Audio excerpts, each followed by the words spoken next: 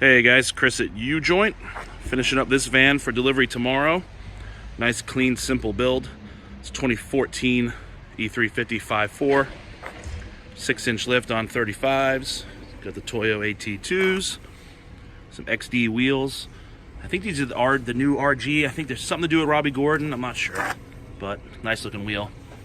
Single Fox 2.0, stage 2 front axle. RSC upgrade, 456 gears, Detroit True Track, progressive springs. Yeah, this is a real basic, clean build. Bushwacker flares. Took the 4R75 out, had it converted to 4-wheel drive. NV271 behind that. 1350 CV drive shafts, front and rear. Aluminess rear tire carrier. Of course, did 456s in the rear too, single Fox 2.0s with progressive springs.